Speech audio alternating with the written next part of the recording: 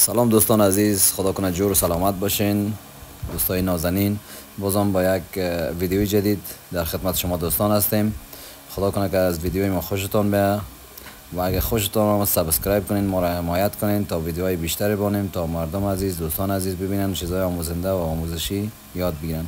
این موبایل که از دوستان جیمیل خود پسوردش فراموش کرده و ما میخوایم که برش دوباره دیگه پسورد نو کرییت کنیم، جور کنیم که یک پسورد نو که اونها بتون از جیمیل خود استفاده کنه.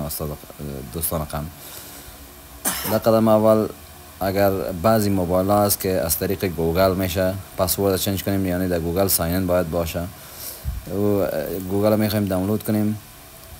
اگر بعضی موبایل ها گوگل خواستن باید گوگل دانلود کنیم. بعضی موبایل ها هستن مثلا گوگل نمیخواین، باز میتونی از طریق براوزر چکش کنی، یا کروم یا براوزر. فعلا ما سرچ میکنیم که گوگل در موبایل هست یا نیست. دوستان عزیز شما دقیق مشاهده کنین که اینجا سرچ کنم جیمیل گوگل که ببینم هست یا نیست. فکر میکنم که گوگل نداره این موبایلش. خب خیر، مشکل نداره، میریم در صفحه اپ استور و سعی میکنیم که گوگل اگر زود برای ما اینترنت کار کرد دانلود کنیم. میبینیم که زود دانلود میکنه یا نه. بینندگان عزیز که اگر زود دانلود کرد خودی طریقه را براتون میگم. اگر نیکن دیدیم که اینترنت ما یک کم ضعیف است، اگر طول خورد باز مجبور هستیم که به یک روش دیگه بریم تا ویدیوی ما طولانی نشه و دوستان عزیز از تماشای ویدیو خسته نشن. فعلا دیگه روان است.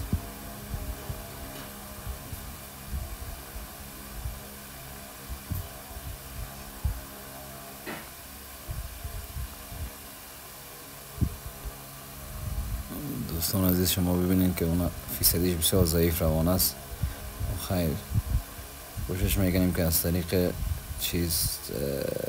گوگل منیجر یا از طریق ستینگ این پس دوباره یک روش دیگه شه بریم، چون تو وقت ما خیلی ضایع میشه و ویدیو طولانی میشه.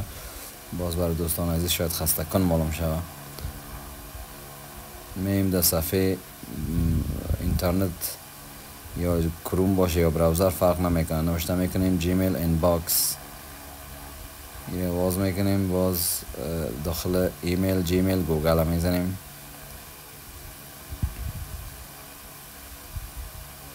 یک دقیقه که استاد میشیم تا که اینترنت ما ضعیف است کار کنه. خب دوستان قند، اینجا نال جیمیل چک میکنیم که کدام جیمیل است و کدام ما میخوایم پسوردش تغییر بدیم. جیمیل میبینیم که اینجا به نام سرچش میکنیم. اینجا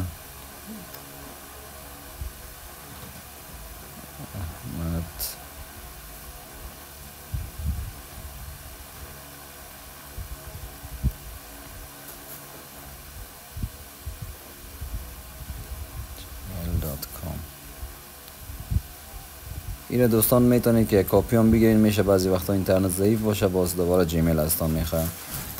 وقتی که پیش رفتیم در این صفحه پسورد ما فراموش شده، اگر ما پسورد نداریم اینجا فارگت پسورد میزنیم. شما ببینید دوستان عزیز وقتی فارگت پسورد میزنیم اینجا یک کد نمبر میاد 32. مثلا نظر موبایل باز فرق میکنه عددش، یک عدد میاره اونمو عدد شما باید از اینجا تایید کنین که اینمی مثلا خودم هستم، بله 32.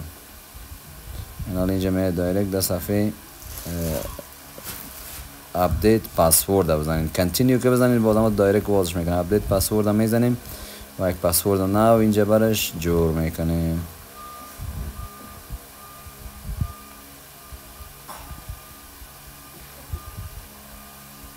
خب دوستان این پسورد ما براتون اینجا شو نکردم. خب پسورد برش ماندیم. این میزنیم سیو چنج پسورد. چنج پسورد دیگه یک چند دقیقه منتظر میشینیم. پسوردش تمام شد، کرییت شد، خلاص. این میتونی اون پسورد را که موندی ازش استفاده کنی. باز اونجا که از فون نمبر میتونی تلفنت هم در شماره تحت کنی و میتونی یک ایمیل دیگر هم در پشتیبانی شد کنی. چک سکیوریتی اپدیت که هست اونموجا ساین ان اند ریکاوری.